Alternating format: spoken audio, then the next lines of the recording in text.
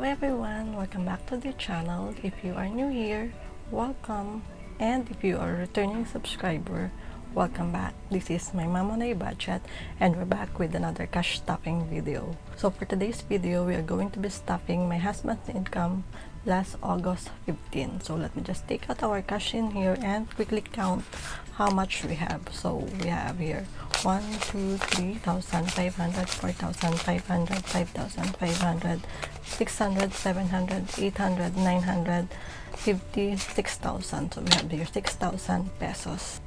And also guys, I have this new DIY cash tray made out of popsicle sticks. So I think I like this better than the old one that I have, because this one is a little bit smaller when it comes to width, and it is a space saver because my table is a little bit small. I think I like this better. And also guys, I am not quite sure yet whether I should paint this or decorate it and put some bling blings, or I should just let this stay as this is, because I already have this frame as an accent. So what do you think guys? Should I paint this and decorate it, or should I just let it stay as it is? So yeah, so we're just going to put our money in our new DIY cash tray. And aside from this, we also have some extra money of, let me just take it out guys, extra money of, I think this is 5,000. So let me just give this a quick count. 1, 2, 3, 4, 5. So yeah, 5,000. So this is from our receivable collection. So I will just also put this in our cash tray. And you guys, I have this 10,000 placeholder. So I might be using this later in one of our savings fund. So just put this aside for now.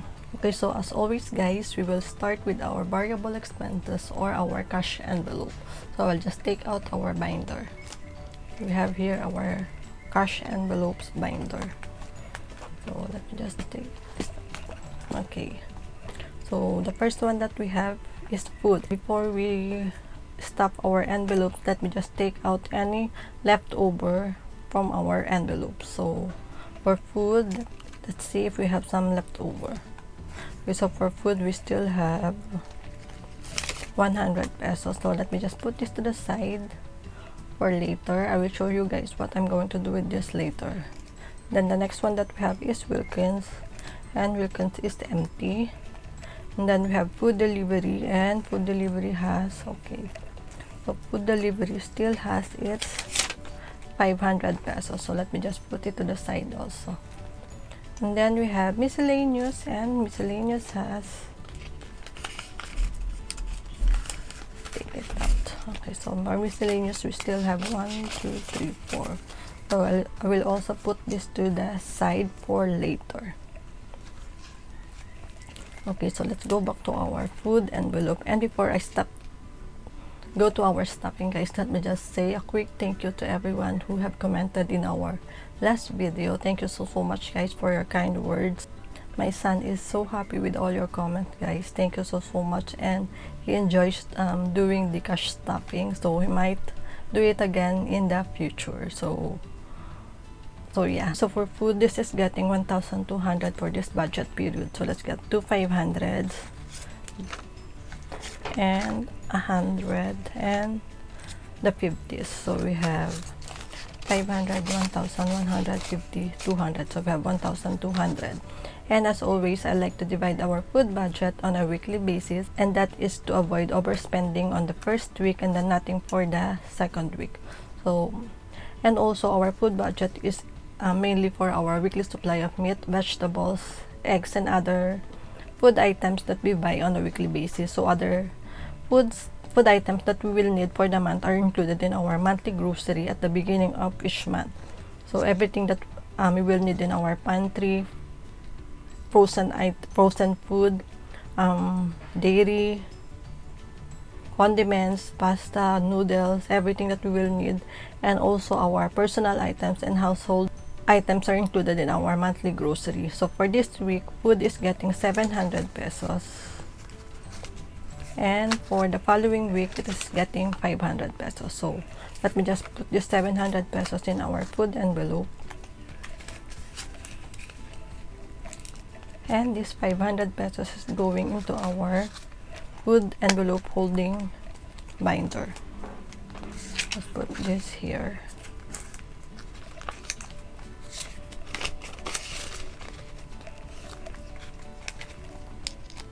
So this is done. Next is our Wilkins, which is our drinking water, and this is getting the usual 500 pesos for the next 2 weeks. Let's get this 500.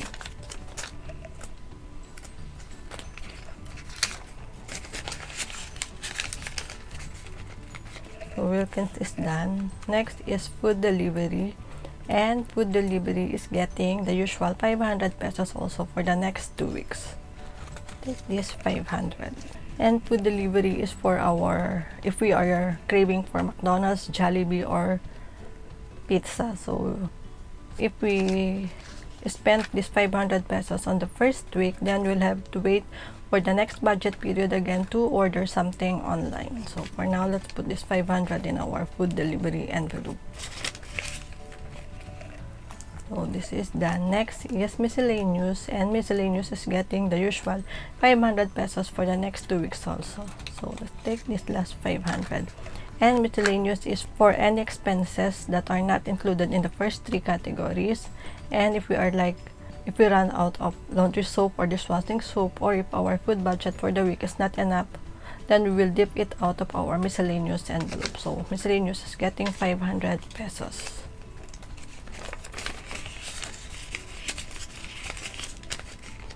So our cash envelopes or variable expenses is done.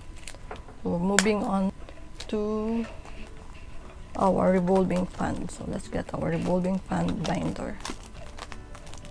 So this is our revolving fund binder, and the first one that we are going to stuff is gas, or our home gas or cooking gas or LPG, and this is getting 200 pesos. So let's take this 1, 2.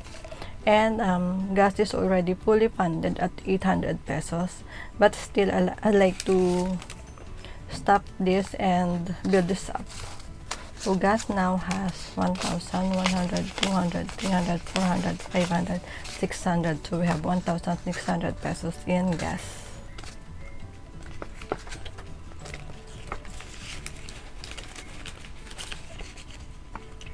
Okay, so gas is done. Next is family trip, and family trip is getting 200 pesos. Okay, so I don't have hundreds anymore. So let me just see if I can exchange this to smaller bills.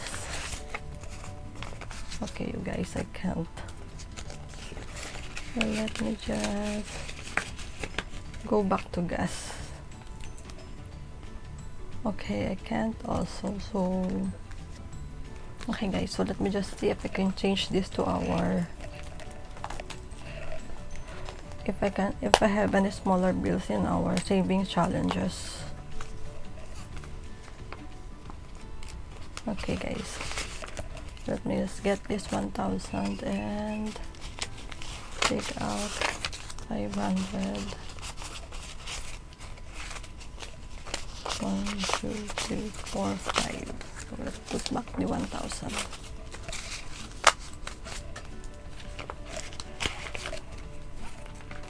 Okay, so let's put it back. So this should be 1,000 pesos. So we have here 5, 6, 7, 8, 9, 10. I think this will do. Okay, so let's go back to family trip, and this is getting 200 pesos. So let's take 2 100, 1, 2, and family trip now has 1,100, 200, 300, 400, 500. So we have 1,500 in family trip, and family trip is for to cover our expenses whenever we visit my mom in the province. So this will take care of gas, toll fee, and drive-through. So family trip is done. Next is, okay, week 5 is already fully funded at 1,000 pesos, and this is serves as our food buffer. Next is PCF or petty cash fund, and this is only stopped whenever we have leftover from our miscellaneous. So I have this leftover of 400 pesos from miscellaneous, so we'll stop this in our PCF or petty cash fund. So PCF now has 1, 2, 3, 4, 5, 6, 7, 50. So we have 750 pesos in PCF. And PCF is for any petty expenses like those cleaning materials that I buy online. So we are done with PCF. So this binder is done. Next up is our saving challenges. Let me just get this pink glittery binder. So for saving challenges, we are going to do the 52-week saving challenge. So we are going to stop week. So we are going to stop week 33 and 34, which are 660 and 680 pesos, and in total this is 1,340 pesos. So I only allocate 1,000 pesos every pay period for our 52 weeks challenge, and any excess on that, since we are stopping 1,340 pesos, so the excess of 340 pesos, I will take that out of our 52 weeks buffer. So let me just take this 1,000 and get 340 pesos out of our 52 weeks buffer. So let's get 220s and 300s. Let's have 1, 2, 3. So let me just put this back in our 52 weeks buffer envelope. So our 52 week saving challenge is getting 1,340 pesos. So we have here 1,100, 200, 300, 20, 40. We have 1,340 pesos. And as always, guys, I do not count our saving challenges and savings fund, and we will do that at the end of the third quarter. So for now, we'll just stuff this into the rest of our 52 weeks savings money. Let's put this back. So that is it for our saving challenges. So moving on, we have our savings fund. So for savings fund, the first one that we have is personal savings. And personal savings is getting 500 pesos. So let's take this last 500.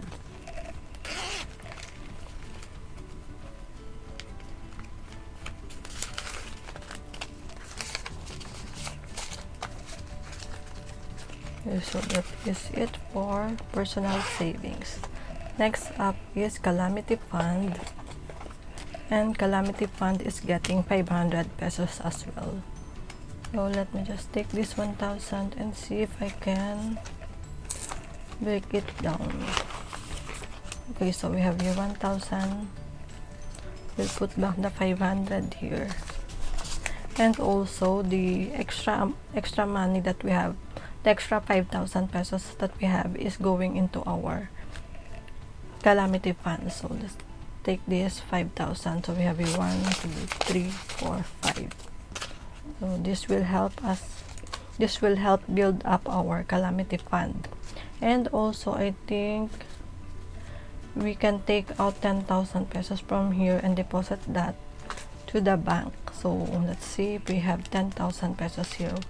We have here 1, 2, 3, 4, 5, 6, 7, 8, 9, 10. Let me just take this out and replace this with our 10,000 peso placeholder. So we will deposit this to the bank later. So that is it for our calamity fund. And you might be wondering, guys, why, if you watch my last video, which is about our personal binders, I have a wish list there, which is the laminator or the laminating machine. So you might be wondering why I have this money in here, but I am not buying that laminator when I can buy that if I want, right? But what I learned from my journey from the past 7 months, that is that yes, I have the money, but did I budget for that, or do I need it that much? So I am learning to practice the delayed gratification, and also asking myself, like, do I need it now? So I know that it can wait, and I have other priorities and that are much more important than that. So I will just slowly save for that, and yeah. So I think that's the first thing that I learned. The other thing that I also learned when I started this journey is that you have to change your mindset when it comes to like spending or your finances. Before, whenever I want to buy something or I want to eat something, I used to feel deprived whenever I don't get it or I don't get to buy what I want. But now that's the first thing that I think that I did when I started this journey, is to really change my mindset about spending, and to remove that feeling of deprivation whenever I don't get what I want. So I am slowly learning to really discipline myself when it comes to spending and everything. So that's it for our calamity fund. So moving on, we have our emergency fund, and this is getting the usual 200 pesos for now. So we have 1, 2. So let me just get the 500 because I think we have hundreds here. So we have here, let's take out 300 from emergency fund. So let's take out 300 from emergency fund and put it here and get the 500. So that is it for our emergency fund. Next up is debt fund, and this is getting 300 pesos. So let's take 3 100s. So we have 1, 2, 3. So that's 300.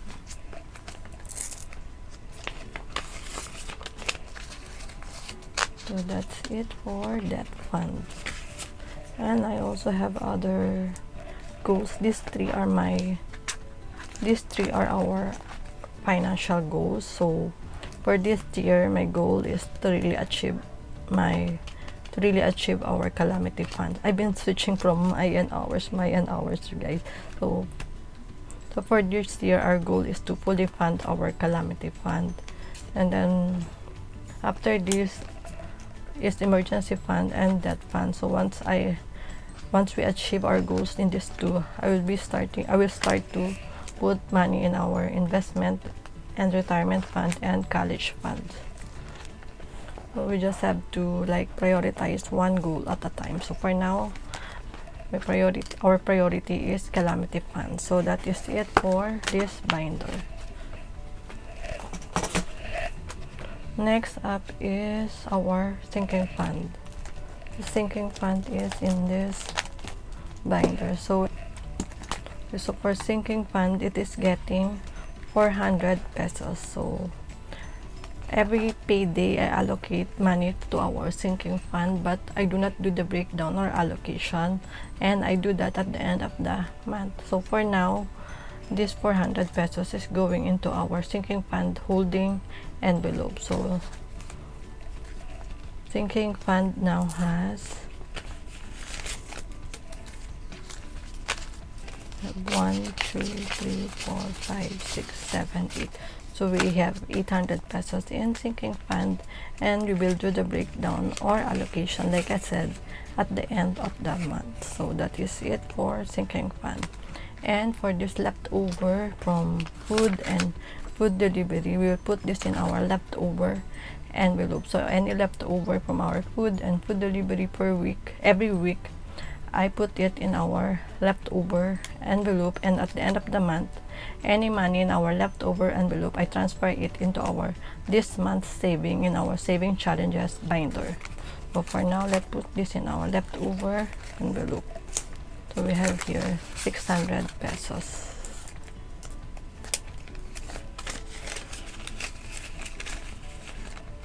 So that is it for today's video, guys. Thank you so much, guys, for watching and spending your time with me. Thank you so much, guys. I appreciate each and every one of you guys. Thank you everyone for your comment and your kind words. And if you haven't subscribed to the channel, please do consider subscribing to the channel. Thank you so much once again, guys. Keep safe, everyone. God bless. I'll see you next time. Bye.